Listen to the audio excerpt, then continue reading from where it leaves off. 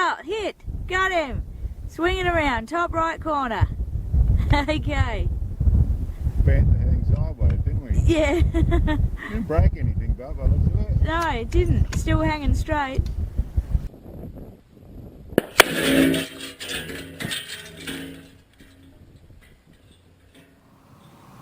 Okay, today I want to go through with this new rifle we've just put together and a few different details about that. But to start off with, I would also like to say that you might notice I'm moving a bit funny. Listen, should be older and wiser and know better, but basically in trying to burn candles at both ends, I pushed a little bit hard and I've inflamed a back injury that I've been running with for a long while. And it means that this week has been very hard work. I'll have a couple of weeks of recuperation of wearing a back brace and various things around nerve damage around the lower part of my back. Not going to affect my shooting and that side of things, just causes a monstrous amount of pain and is all the things that a ugly nerve feeling back can feel like is what I'm dealing with at the moment. So excuse any slurred speech or wobbling around and looking like a potato man. That's a little bit of what's going on there. Back to the rifle. This is the 50 cal that is our first rifle here that we've essentially built as we now can do, having both a manufacturer's license and a repairer's license. We're going to be looking at getting into building custom rifles for people. Now this is obviously a big step up going into build a 50 cal side of things, but it was an opportunity that tied in a few things, from capturing bullet flight to showing a 50 cal out at long range rather than everybody else showing what a 50 cal can blow up at 20 yards and 50 yards. We'd show it more in the place it was designed for, or at least in what we would want to use it for, in extreme long range. So hence why our first video was impacts on plate at 2800 yards. And we plan to go further than that. Fair bit of research and being such a big caliber and putting it together right, we went with some good products to use for that side of things. So I'll go through them again. And that basically from a TrueFlight barrel, it's a 33-inch TrueFlight barrel. There's stainless steel piece here. It's a Barnard action. Those two either come from the same country, both are over in New Zealand, so easy for us to work together on that score. Good action, works well as well. In no case would I say this is the best stuff in the world, but this is certainly not the worst stuff in the world either. These are both quality products. The person who probably helped us out the most is Mick over at Dolphin Gun Company, who actually donated this chassis to us. Made it nice and easy. Over there, Barnard do sell this chassis. They are the Southern Hemisphere agent, from what I understand, and they may be looking at getting us to sell them in Australia so we can sell the chassis here. But at the moment, that's where you buy from, the Southern Hemisphere. You've got the guys at Barnard where you can get this chassis. And then the rest of it is stuff I put together in my normal fashion and how I would do in building a customer's gun. The other features which are obvious, last week when we were shooting it, I only had half my brake done. It was a square action brake. If we look now, I'll just break that free. A little bit of tension, that was done up a bit tight. I'll break that free and you can now see that I have, rather than having the straight sides, I've actually cut the sides off here and put on these 30-degree ramps back here, which are going to make the brake more effective. It's also designed so you see there's a slight wedge to it, which it was before. That is designed so that your cone, your protective cone, comes out around and really is trying to be big enough to protect both your spotter and your shooter from the percussion coming from things, but still give you a lot more blast protection from both the inertia and from the percussive forces that actually happen there. The brake is quite smart design in a few things, from internal ramps to a ceiling ramp that protects the threads from the front there. There's all sorts of things I'm actually doing. Are they worth something? I don't know. It was reasonable last week, but like I said, it was only running at 60% of what it was designed, if even that much. But it is a test process, and what better place to test a brake than in extreme conditions of these things are 225 coming up to 230 grains of powder, 750 grain bullets. You really want a brake to be working properly. Other things I changed on this, I had simply taken, they have standard on the back of this this Dolphin chassis, they have a bag rider which is included, which is this little piece of hollow aluminium on there, nice and light, and in my mind designed because the caliper is designed to suit other, the chassis is designed to suit other calibers, made to be functional and lightweight. I don't want lightweight with precision shooting in a 50 cal. I want a decent amount of weight. So I built up this block here, which weighs a lot more, solid hunk of steel with this heavy hollow bar on the bottom, and mounted that down the bottom here. Drilled some holes through here so that actually you could mount down through there. Clamps all his smart way of actually making it adjustable through the back here. Clamps that all together in there and gave some decent weight to the back of it. I found with what I designed, it was just a first design, I wanted a little more forward area to be able to rest my offhand in there if I want to. And I wanted, really, the gun's still pushing a fair bit, I wanted it to push a bit harder. I wanted to have a little less push on me. So for a precision rifle, a rifle that I carry in two pieces, that's how this thing comes to the field, I was going to put a bit more weight in. So I've added some extra weight. There's nearly another kilo of weight in what I've designed. And as you can see there, it's pretty heavy, but that's a bit heavier block there. That's solid steel, and it also goes up into, I mounted a different pistol grip here, that this actually has steel going up inside here to support it. So this all becomes very rigid. It gives me the option to be able to lay hand in over the top here, also to grip on the back here. So all things that are just simply making it a little fluent and nice on the back there. Everything else in the back of the way they do the design of things to get the stuff, this is nice and simple to use. Couple of screws, that the cheek riser comes out nice and easily. It's, you set on here till you set to the same place. So for getting the bolt in and out, very simple. It is a very long bolt on the bar thing. It comes all the way back to there. To get it out, obviously you've got to get another couple of inches, but we are putting a 50 BMG in there. So, but worked really nicely, really nice and solid, really nice and smooth. Did everything just as it was supposed to.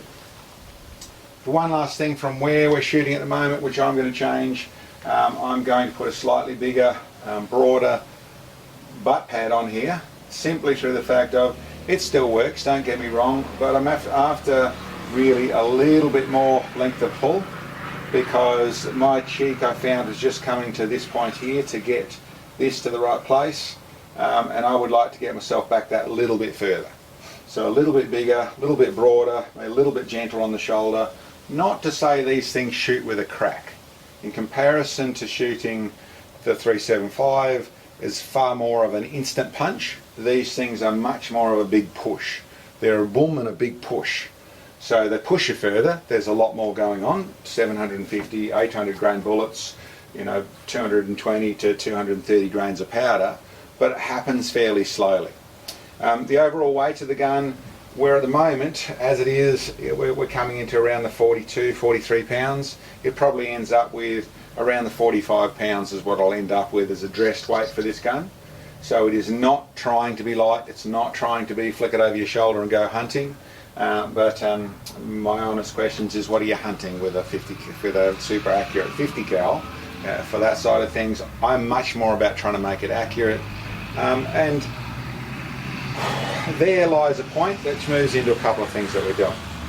I would compare, there's an interesting similarity between shooting a 50 cal target rifle like this and shooting a subsonic 22 LR. So a subsonic, so when you're shooting down in like the quiet ammo in particular, in a 22 action bolt rifle.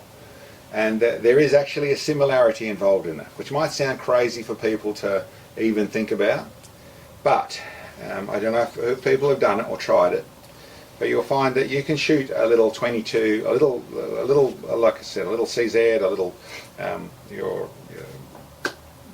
10-22s, that sort of stuff, and you're used to shooting it, and you shoot it with the normal standard ammo, running at 50 feet per second, or they shoot some hotter ammo at the 10, 12, or whatever it is that shoots that sort of stuff, and you can plink away all happily. Go and whack into that some 750 grain per second, so quiet ammo. And you'll find it's really, really common, not everyone do it, but really, really common to find that all of a sudden the group opens up. And there's guys going, well, this ammo's just shit, just doesn't shoot very well. What actually is happening isn't that at all. Is that in your follow through on your trigger, you have another little movement in there. And because that ammo takes so long to get out of the barrel, because it's going so slowly, is that you're impeding, you're affecting it. So you're getting a bigger group because of what's happening after you pull the trigger. And I've seen it happen numerous times. Well, to be truthful, a 50 cal, no matter how big it is, no matter how powerful it is suffering the same thing.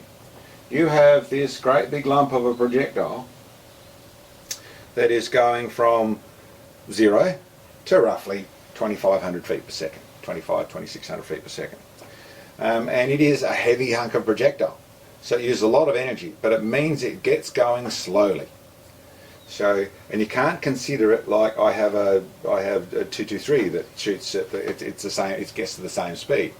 Well, no, this stuff is heavier to move because it's heavier to move. So it's longer, it's slower. Its acceleration ramp is longer and then really starts to accelerate at the end.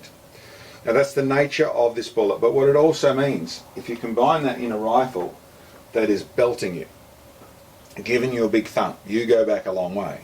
It means that then there is definite action in the front of the barrel. There's another thing I want to point out. A lot of people look up the data.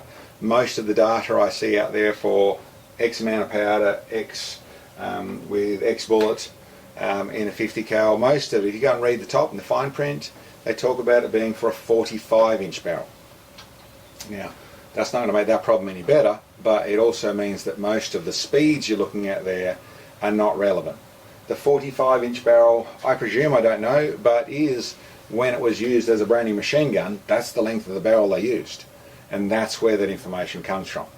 Most target rounds, target rifles, are going to be between 30-inch and 40-inch. They're not 45-inch barrels. Well, no doubt there are some that are out there, but the bullet is not going to that same speed. My comment back to where I was coming from is that with all of them, part of accuracy, part of why 50 cals are less accurate, and part of why we're getting to the end of why isn't the 20 mil or a 14 mil or a 20 mil or a 1-inch projectile, why aren't they more accurate? They've got beautiful ballistics, they've got lovely big barrels, they got that sort of stuff. Well, the reason is a human's shooting them, and then the human's getting belted around. And so what it needs to happen for an accurate shot is it needs to be aimed precisely, but it needs to be held precisely through that spot. So part of how to get around the problem we're talking about is removing all of the negatives, all of the wriggles, all of the things that can come with making this work wrong. All right. With that in mind, I decided, we found a nice strong bipod to go on here. And looking at the internet and what I could see about it, it is a nice strong bipod, should do well in holding the rifle up, but it's designed to use as a skid thing, which is how you see most 50 cals fired. They just skid over the top of the ground they're on, which in theory, F-class does skids as well. So in theory you could just set up like that. That's not how I wanted it to do. I wanted to be able to run preload on the bipod. It's part of how I shoot. It's how the body starts to absorb some of the harmonics that are coming out of the rifle. So I wanted to run preload, but I need a bipod that can move. So then a simple way around that problem, in going back to engineering and mechanical engineering, was to run a linear actuator or a linear guide block, which is what this is. And the simple design of this is, if you watch, I've got a simple block here. This is actually the rail. This is the bearing block. Has 4 sets of bearings, top and bottom on either side. And then I've simply mounted some rubber. These are, and I've put various positions in here. You know what I'm about there. for how much throw I want to have on it. But what it gives me is the ability to preload. So I've got my normal preload on the rifle, and when it wants to go bang, it can then go straight back as far as I want it to. I don't really want it to touch the front stop, and I found really the way I was shooting it with my preload, I didn't need all that much travel. And I'd also stress this is very much a thing in the design, something that I'm designing and making sense of, and there is maybe some issues here. And in truth, not long after I'd first put this together, while I was still waiting for the rifle parts to come here, I saw someone who's built something very similar. They've got another actuator on the front here, and I think they've got them on the rear slide as well, so it's all sitting on these linear control rails. I am trying to do this and good on them for what they're doing. We're thinking in the same fashion. I'm trying to do it in a fairly military form, in a fairly tactical and practical form, and try and make all the components work. So rather than using that swing from the top of the bipod, I'm using a direct linear line. Then I'm using a bag on the back here, so I really can get, there's a little bit of flex that I've got going on there. I don't think it's caused me issues. It may turn into where I run another one on the front there so I don't have any flex. I don't think that flex is an issue, but when it goes bang, the rifle can simply go straight forward and back, running on a bag base, which is adjustable at the back here. Nice big bag rider, and we'll see. This is R&D, like I said, this is testing, and from what we saw, it wasn't perfect, but we were getting there. It was really starting to get in there. I was getting pushed a little bit hard. We did notice a little bit of movement. It would come straight back, and as it came off me, it was sort of up and down a little bit. But yeah, pretty good for a first crack at it. When we got everything settled down, we were holding 1 MOA on that plate. The stuff that wasn't, we were testing different ammo, different rounds, but I was pretty happy with it, shooting really nicely. Now with the new brake, with a bit more weight, a bit more solid in the rear here, and another butt pad, I think we'll be pretty much on the gear, but time will tell. So the other things that we're doing, the other things that we're set up on here, I have my good old fallback, one of my old Attacker scopes. I have it sitting on an air attack base, which is a way I could get the elevation I wanted to. I was shooting out there at 160 minutes of elevation, so nice and simple to be able to adjust and get that in that format. There's some other scope I may try on this, but my Attacker and the air attack work nicely there. I have just the normal old US Optics bubble level I can spin out there, so all really simply set up. I did get custom machined up a 60 MOA rail, which is clamped straight down on the top there. That worked nicely, so all that's working really well. I'm really happy with it. What we're about to test, well, a couple of things I wanted to go into. One, this was the bullet that we found that punched into that plate and almost pierced at 2850 yards.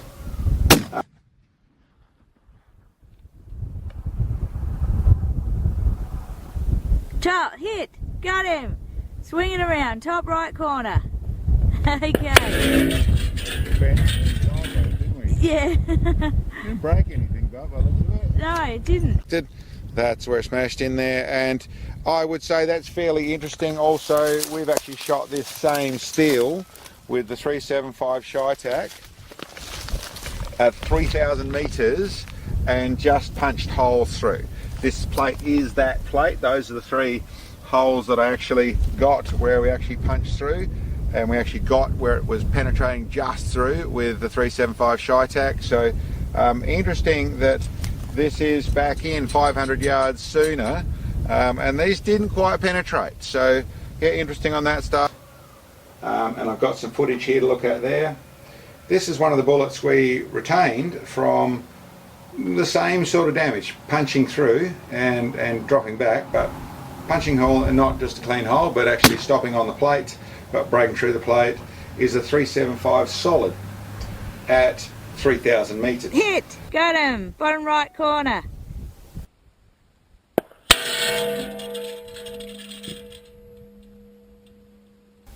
We had to look around a bit more, but we found one of the bullets, one of the projectiles, and you can see it just solid copper smacked into the plate. You can actually have a look, especially if you look there, or even from the rear.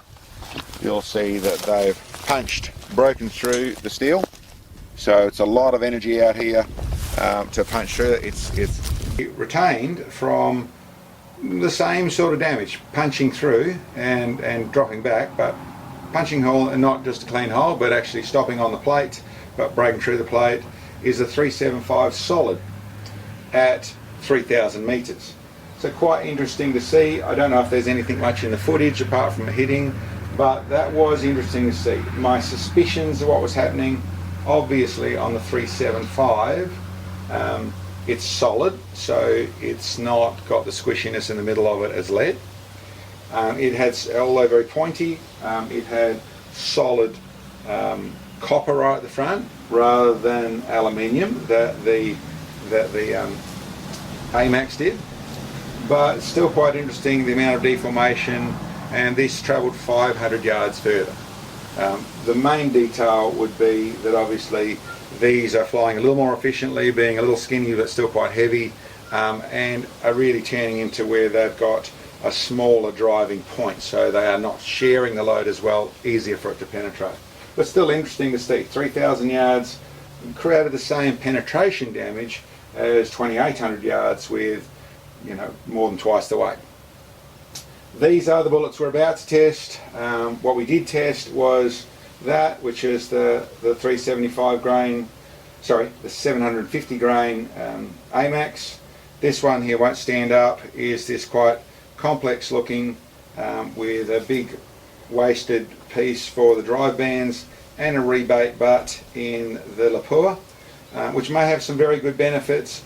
I found they just weren't as efficient. What we're going to try against, and what I've got here at the moment, is this is an 802 grain cutting edge bullet, which I hear quite a few people are using.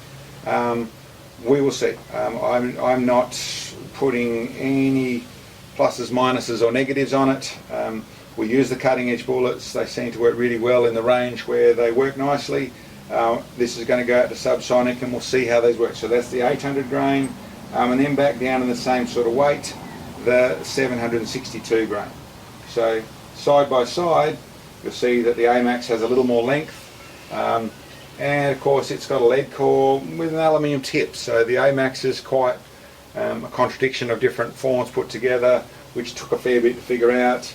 This is probably a slightly nicer finished, but hasn't quite got that same length in the nose, so we'll see. It's going to be interesting to see how all three fly. We'll try and end up with things where we get a fairly even comparison to them, but I'm going to go out to the over 3,000 yards at least and see how it all goes. Anyway, I'll have to go through and I'll put in the brand of what this bipod is. It's worked nicely. My little system up the front here, the little with the control for letting it slide, is working nicely. I'm happy with that side of things. Our bag base, for people who have asked about bag bases, are they going to work with heavy guns on there? Yes, absolutely no issues whatsoever. The one thing I would say that I've done for people, I've just got a piece of wood that I then have glued some rubber grip to, so it gives me the same sort of grip. It grips in with the little notches into the side of the thing, and for going further than that, to have the same adjustment when I go further, I've got a couple of dowels in there that dowel those two things together. That just makes it solid, and makes it so there's no squishiness. Not something I've found at all an issue with the 338 and all the rest, but once I start to get in high elevation, working into some awkward spots with some of the big guns, there's a little bit of squishiness there. And now he's in those foams, so it might be something for people who are struggling in that place. Not a lot of hand craftsmanship to make some bits of wood to go into that place, to actually make this base work in a more solid format. Lots of other things you can do with the basic format. I've seen some guys who've made some nylon rubbing blocks and things like that. I tend to like the forgivingness of the bag. Once the bag is packed in, I tend to like the forgivingness. It's and I suppose there's always a balance of absorbing harmonics versus creating harmonics. So the having the shock absorber as it want in the mix of things there, I feel can help. Same reason I want with this whole design here, I want to have the preload on the shot still to be there. So the first bang some of that bang is absorbed by me. I'm a big flashy wobbly thing, and that means I'm a bit of a shock absorber. If I do it all as a pure mechanical thing, I'm going to end up with more hum on. So anyway, listen, for our first 4AW built rifle, and really to introduce the world to that we are in the world of building rifles for people, which is probably a big one to start with, and there's other more appropriate of what people are going to buy builds that we've got coming up, but we thought we'd start with this one here. We'd like to thank very much the guys who have helped us here. So obviously the guys at Mick at Dolphin Gun Company, thank you very much for the chassis. It's a smart chassis designed to be able to pack up in a small box, but it is big and strong and rigid and working really nicely, so thank you very much for that. And nice for me to work with. I like things that I can get in and do my bits and pieces, work well on that source and on that score. So nice and big and solid. Grant at True Flight with the barrels, great to work with, really helped me out with being able to machine things up exactly what I wanted. It is machining I could do here, but as I will always do, if I'm working with a barrel manufacturer, I'd much rather them do the finishing touches on things, costs very little extra money, and it's them doing it precisely to their machining. And the guys at Barnard that helped put it all together for us, they build a great action. You know, thank you very much for that. That is a nice action. Works nicely with the marriage of all those three guys together, but worked well for us. And Grant, the guys over at Barnard are the people. That's Matthew at Barnard. Are the people you can buy them from. May be able to get through us, so you can inquire through us to start off with, but at the moment the Dolphin chassis you can get through Barnard in New Zealand. The rest of it I actually used Nick over at Ignition Customs, who built this 60 MOA rail for us. So he actually built this rail out of drawings we could give him, so that's where that came from. The rest of it is really all bolted together. It's all my handiwork of the modifications and bits and pieces and design, that side of things. Certainly my muzzle brake up the front, the next level of doing things. But it's coming together really well and turning into a nice, a really strong rifle to shoot. The other thing I'd like to say is that with putting all this together, there's a lot of expense. We're pushing our boundaries all the time on that sort of front. We'd like to bring so much more to the channel. But another mob that helped us out, and that is the guys over at Magnum Sports. They helped us out with a fair bit of the ammo side of things. So we actually used the ADI brass, which has worked fine for us. It's not something I can tell you enough about, whether it's good or it's bad. I've got nothing to compare with, but I had no problems with it. They also supplied a fair bit of a reasonable number of the AMAX projectiles and some of the Lapua projectiles and all that stuff. None of it was done free, but it was done at a discount to just make it a bit easier for us to do things. So there is some other mods we're going to do to this, other things we're going to change around with it, but we'll get it better. We're going to shoot out further the next time round. I'd really like to see how all these bullets compare. And if we get some other ones to compare in there as well, it would be great to see what they actually compare like at real distance, at the real ULR distances that we're going to shoot it at. But I think next time we'll probably be around the 3,600 yards. We'll see what the day got for us and that sort of thing, and see if we can get some hits on steel out of that range, and more than anything get some data for everyone to look at. But keep in mind, this sort of thing we can build for people. I suppose the last bit I should touch into that is that the people ask about 50 cals in Australia. Are they legal? Are they illegal? That side of things. 50 cals in Australia, they are more finely critiqued as to what you can do. In Western Australia, you need to be a member of a gun club that shoots 50 cals. So that means that there is a station up north where you can become a member, and you have to go up there once or twice a year, I don't know the details, to shoot at that extreme long range shooting club at that event, and that is the ways that people can get a 50 cal rifle. It doesn't let you shoot it in other places, but it is the laws at this stage. There's other details and other bits and pieces that lets the likes of us as a manufacturer do things, and that's as much as you're going to get into it. I don't want to turn this into a political channel or a channel to find out exactly to do what I want to do, that sort of stuff. We're very willing to help with technical expertise where we can, of understanding that side of things. But if you've got questions, we're not lawyers to be able to help you with mistakes you've made on your gun choices. It's really talk to your gun dealers, talk to the people that you're buying your stuff from, and find out what they can tell you. They should all know, to make sure that you're making the right decisions with this sort of stuff. And the other thing I'd say on that side of things is a 50 cal is not by any means the be all and end all. It is a big bullhead gun. There's certainly a whole heap of ego attached to pulling the trigger on a 50 cal.